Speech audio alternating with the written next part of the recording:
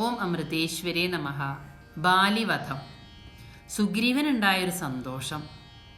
ഉണ്ണി, ഭഗവാനാണ് തൻ്റെ മുന്നിലുള്ളത് എന്നുള്ള ആ ഒരു പരമാനന്ദം, അത് സുഗ്രീവനെ പരമഭക്തിയിലേക്കാണ് ഉയർത്തിയത്. ബാലിയെ കൊല്ലാനുള്ള കരുത്ത് ശ്രീരാമനുണ്ടെന്ന് സുഗ്രീവന് ബോധ്യായില്ലോ. സുഗ്രീവന്റെ അജ്ഞാനം നീങ്ങി. പരമഭക്തനായ സുഗ്രീവനെ ശ്രീരാമദേവൻ കാരുണ്യപൂർവ്വം ആശ്ലേഷിച്ചുകൊണ്ട് പറഞ്ഞു, സുഗ്രീവ, നീ വേഗം പോയി ശത്രുവായ ബാലിയെ യുദ്ധത്തിന് വിളിക്കൂ. അവരെ വധിച്ച ശേഷം നിന്നെ കിഷ്കിന്ധയിലെ രാജാവായി അഭിഷേകം ചെയ്യുന്നുണ്ട്. ഇത് കേട്ടതും സുഗ്രീവൻ കിഷ്കിന്ധ രാജധാനിയുടെ ഗോപുരവാതിൽക്കലെത്തി ബാലിയെ വെല്ലുവിളിച്ചു. കോപം കൊണ്ട് വിറച്ച ബാലി സുഗ്രീവന്റെ നേർക്ക് പാഞ്ഞെടുത്തു. ബാലിക്കൊരു വരം കിട്ടിയിട്ടുണ്ടല്ലോ. എതിർക്കുന്നവരുടെ ഇരട്ടി ശക്തി ബാലിക്ക് കിട്ടുന്നല്ലേ? അതെ, രണ്ടുപേരും അതിഭയങ്കരമായിട്ടുള്ള മുഷ്ടിയുദ്ധം തുടർന്നു. രണ്ടാളും ചോരയിൽ മുങ്ങി. ബാലിയുടെ മുഷ്ടിപ്രയോഗം കൊണ്ട് തളർന്നുപോയി സുഗ്രീവൻ. ശ്രീരാമനാണെങ്കിലോ രൂപത്തിൽ ഒരേപോലെയുള്ള ബാലി സുഗ്രീവന്മാരെ തിരിച്ചറിയാനും പറ്റിയില്ല.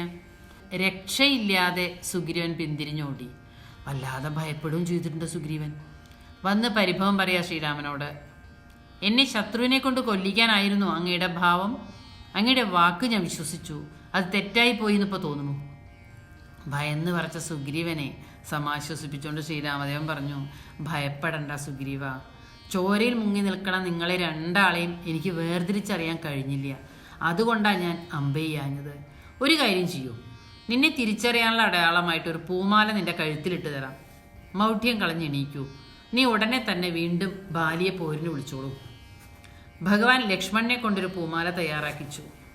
സുഗ്രീവന്റെ കഴുത്തിലിട്ട് കൊടുത്തു. സുഗ്രീവൻ ആത്മവിശ്വാസത്തോടെ വീണ്ടും കൊട്ടാരവാതിൽക്കലെത്തി. ബാലിയെ യുദ്ധത്തിന് വിളിച്ചു. ഇത് കേട്ടതും ദേഷ്യത്തോടെ ബാലി പോരിന് പുറപ്പെട്ടപ്പോൾ ഭാര്യയായ താര തടുക്കുന്നുണ്ട്. താര എന്തു പറഞ്ഞാ ബാലിയെ തളഞ്ഞത്? തോറ്റോടിയതല്ലേ സുഗ്രീവൻ. ഇപ്പൊ തന്നെ വീണ്ടും തിരിച്ചു വന്നിട്ടുണ്ടെങ്കിൽ ഏതോ പരാക്രമശാലിയുടെ പിൻബലത്തോടെ ആവും, സംശയമില്ല. അതുകൊണ്ട് അങ്ങ് സുഗ്രീവനോട് ഏറ്റുമുട്ടാൻ പോവരുതേ. ഇത് കേട്ടപ്പോൾ ബാലി പറഞ്ഞ എന്താണെന്നറിയോ? താരേ, ഒരു ശത്രു വാതിൽക്കൽ വന്ന് യുദ്ധത്തിന് വിളിക്കുമ്പോൾ ഭീരുവായി വാതിലടച്ചകത്തിരിക്കുന്നത് ശക്തന്മാർക്ക് ചേർന്നതല്ല. ഞാൻ മറ്റാരെയും ഉപദ്രവിച്ചിട്ടില്ല. അതുകൊണ്ട് തന്നെ എനിക്ക് ശത്രുക്കളും ആരുമില്ല. എന്നെ കൊല്ലാൻ വരുന്നത് ആരായാലും ഞാൻ അയാളെ കൊന്നിട്ട് മടങ്ങി വരും. താര ശത്രുപക്ഷത്തെ എല്ലാ സൂത്രവും മനസ്സിലാക്കിയിട്ടായി പറയണതേ.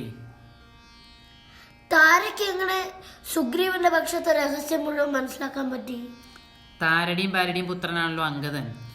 പ്രഭോ, നമ്മുടെ പുത്രൻ അങ്കദൻ ഉണ്ടല്ലോ, ഇന്നൊരു രഹസ്യം എന്നോട് വന്ന് പറഞ്ഞു. ദശരഥപുത്രന്മാരായ ശ്രീരാമലക്ഷ്മണന്മാര് സുഗ്രീവനോടൊപ്പമുണ്ട്.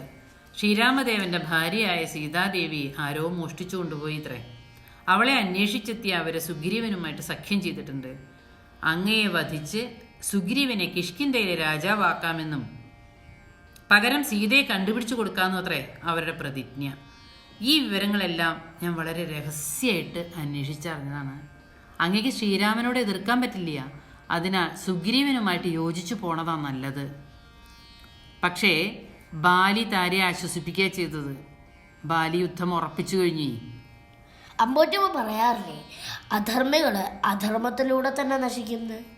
വിവേകമില്ലാത്ത കർമ്മങ്ങളാ ബാലി ചെയ്തു കൂട്ടിയത്. അതെ, ബലമുണ്ടെന്ന അഹങ്കാരം.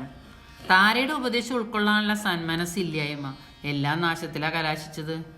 ബാലി പറഞ്ഞു, താരേ, നീ വ്യസനിക്കാതിരിക്കൂ. ശ്രീരാമൻ സാക്ഷാൽ ഈശ്വരനാണെന്ന് ഞാൻ അറിഞ്ഞിരിക്കുന്നു. എൻ്റെ അത്ര രാമഭക്തി ഈ ലോകത്തിൽ ആർക്കാണുള്ളത്? ഭക്തവത്സലനാണ് ഭഗവാൻ. അതുകൊണ്ട് എനിക്ക് അങ്ങോട്ട് പോകാൻ ഒട്ടും ഭയമില്ല. ഇതും പറഞ്ഞ് വർദ്ധിച്ച രോഷത്തോടെ ബാലി സുഗ്രീവനോട് ഏറ്റുമുട്ടാൻ പോയി. ഭയങ്കര യുദ്ധം അവർ തമ്മിൽ നടന്നത്. വർണ്ണിക്കാൻ തന്നെ വാക്കില്ല. രണ്ട് പർവ്വതങ്ങൾ തമ്മിൽ പോരാടും പോലെ തോന്നും, രണ്ട് സമുദ്രങ്ങൾ ഏറ്റുമുട്ടും പോലെ. അങ്ങനെ ശക്തനായ ബാലിയുടെ അടി കൊണ്ട് സുഗ്രീവൻ ആദ്യത്തെ പോലെ തന്നെ തളരാൻ തുടങ്ങി. ആ സമയത്ത് ശ്രീരാമദേവൻ വൃക്ഷങ്ങളുടെ മറവിൽ നിന്നുകൊണ്ട് ഇന്ദ്രാസ്ത്രം ബാലിയുടെ നേർക്കയച്ചു. ബാലിയുടെ മാറ് പിളർന്നു. ഒരു വലിയ അലർച്ചയോടെ ഭൂമിയിൽ ബോധമറ്റ് വീണു. കുറച്ച് സമയം കഴിഞ്ഞപ്പോൾ ബാലി ഉണർന്നു. ഇപ്പം ബാലി കണ്ടത് ശ്രീരാമദേവനും ലക്ഷ്മണനെയാണ്. ബാലി പരിഭവം പറയാൻ തുടങ്ങി ശ്രീരാമനോട്. ഹേ രാമചന്ദ്ര പ്രഭു, എന്നെ എന്തിനാണ് അങ്ങ് ഒളിയമ്പ ചെയ്ത് വീഴ്ത്തിയത്? ഞാൻ അങ്ങേക്ക് ഒരു അപരാധവും ചെയ്തിട്ടില്ലല്ലോ. അങ്ങ് ധർമ്മിഷ്ഠനാണെന്നാണ് എല്ലാവരും പറയണത്. പക്ഷേ എന്നോട് എന്തിനാ ഈ ക്രൂരത കാട്ടിയത് പ്രഭു? നിഷ്പ്രയാസൻ രാവണനെ നിഗ്രഹിച്ച് സീതാദേവിയെ ഞാൻ വീണ്ടെടുത്ത് കൊണ്ടുവന്ന് തരുമായിരുന്നില്ലേ? എല്ലാം ശ്രദ്ധിച്ച് കേട്ടു ശ്രീരാമൻ. എന്നിട്ട് പറഞ്ഞു, ബാലി, നീ സുഗ്രീവനോട് അധർമ്മം ചെയ്തിരിക്കണു. അവൻ്റെ ഭാര്യയെപ്പോലും നീ കൈവശപ്പെടുത്തി. അതുകൊണ്ട് നീ പാപിയാണ്, അധർമ്മിയാണ്. ധർമ്മത്തെ രക്ഷിക്കാനാണ് ഞാൻ നിന്നെ വധിച്ചത്. ഭഗവാന്റെ ഈ തിരുമൊഴികൾ കേട്ടപ്പോൾ ബാലിയുടെ മനസ്സ് വിശുദ്ധായി. അജ്ഞാനം ആത്മപ്രകാശത്തെയാണ് മറയ്ക്കുന്നത്. ശുദ്ധമായ സ്ഫടികം മറ്റു നിറങ്ങളുടെ സാന്നിധ്യത്തിൽ ആ നിറങ്ങളായിട്ട് മാറില്ലേ? അതുപോലെ ആത്മാവിന് അജ്ഞാനം നിറഞ്ഞ മനസ്സിൻ്റെ ഭാവങ്ങൾ കൈവരുമ്പോൾ ഭഗവാൻ ഗുരുരൂപത്തിൽ മുന്നിലെത്തും. അതാണ് ബാലിക്കും സംഭവിച്ചത്.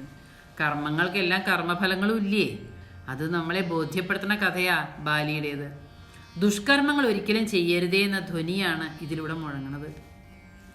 സാക്ഷാൽ മഹാവിഷ്ണുവാണ് തൻ്റെ മുന്നിൽ നിൽക്കണമെന്ന് മനസ്സിലാക്കിയ ബാലി തൊഴുകയോടുകൂടി പറഞ്ഞു, ശ്രീരാമദേവ, എൻ്റെ അപരാധം പൊറുക്കണേ. മരണസമയത്ത് അങ്ങയുടെ ദർശനം കിട്ടിയതിന് എൻ്റെ മഹാഭാഗ്യാണ്. എൻ്റെ പുത്രനായ അങ്കദനെ അങ്ങ് തന്നെ സംരക്ഷിക്കണേ. ഇനി എൻ്റെ മാറിലെ ഈ ബാണം അങ്ങ് ഊരിയെടുക്കൂ, എന്നെ തലോടൂ, എനിക്കിനി മോക്ഷം തരൂ. ശ്രീരാമൻ കാരുണ്യപൂർവ്വം ബാലിയുടെ മാറിലെ അമ്പ് ഊരിയെടുത്ത് തലോടി. സുഹൃതിയായ ബാലിക്കും ഭഗവാൻ അങ്ങനെ മോക്ഷം നൽകി. എത്രയൊക്കെ ദുഷ്കർമ്മങ്ങൾ ചെയ്താലും അവസാന നിമിഷം ഭഗവാനെ സ്മരിച്ചൂലേ ബാലി, അല്ലേ? എല്ലാം അജ്ഞാനം കൊണ്ടുണ്ടായതാണല്ലോ. ആത്മജ്ഞാനം കൈവരണ നിമിഷം മുതൽ ആത്മാവ് ശുദ്ധാവും, മുക്തിയെ പ്രാപിക്കുകയും ചെയ്യും. ഭർത്താവിൻ്റെ മരണവാർത്ത കേട്ട് ഓടി വന്നു താര. കുറേ പരിഭവങ്ങളും സങ്കടങ്ങളും ഒക്കെ ശ്രീരാമദേവനോട് പറഞ്ഞു. ഇതെല്ലാം ശ്രദ്ധിച്ച് കേട്ട ശേഷം ഭഗവാൻ താരയ്ക്ക് ആത്മതത്വം ഉപദേശിച്ചു കൊടുത്തു. താരോപദേശം എന്ന പേരിൽ പ്രസിദ്ധമാണത്. ആത്മാവ്, പരമാത്മാവ്, ശരീരം, മനസ്സ്, ബുദ്ധി തുടങ്ങിയ കുറിച്ചൊക്കെയുള്ള എല്ലാ തത്വങ്ങളും ഉപദേശിച്ചപ്പോൾ താരയുടെ സങ്കടവും മാറി. തുടർന്ന് ഭാര്യയുടെ ശവസംസ്കാര ചടങ്ങുകൾ പുത്രനായ അങ്കദനെ കൊണ്ട് ചെയ്യിക്കാനുള്ള ഏർപ്പാടൊക്കെ ശ്രീരാമൻ ചെയ്തു.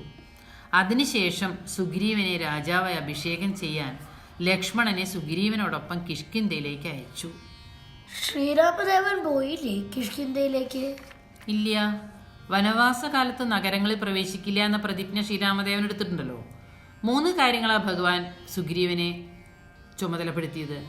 ഒന്നാമത്തത് അങ്കദനെ യുവരാജാവായിട്ട് അഭിഷേകം ചെയ്യണം. ബാലിയെ പോലെ തന്നെ അങ്ങ് രാജ്യം പരിപാലിക്കണം. പിന്നെ 3-ാമത്തെ കാര്യം, 4 മാസത്തിനുള്ളിൽ സീതാദേവിയെക്കുറിച്ചുള്ള വിവരങ്ങളൊക്കെ ശേഖരിച്ച് ഞങ്ങളെ അറിയിക്കണം. ഭഗവാന്റെ നിർദ്ദേശം അനുസരിച്ച് ലക്ഷ്മണൻ സുഗ്രീവനെ രാജാവായിട്ട് അഭിഷേകം ചെയ്തു. അങ്ങനെ ധർമാധർമ്മങ്ങളുടെ ഏറ്റുമുട്ടലിൽ ധർമ്മം ജയിച്ചു. സമാധാനം പുനഃസ്ഥാപിച്ച ശേഷമാണ് ശ്രീരാമദേവൻ വിടവാങ്ങിയത്. അവതാരോദ്ദേശങ്ങൾ ഓരോന്നായി നിറവേറ്റിയ ശേഷം ഭഗവാന്റെ യാത്ര തുടരുകയാണ്. ഇനി ഇത്രയും മതി ഉണ്ണി. ഹനുമാനും സുഗ്രീവനും തമ്മിൽ നടക്കുന്ന സംഭാഷണം അത് നാളെ പറഞ്ഞുതരാം. ശരി മുത്തശ്ശി.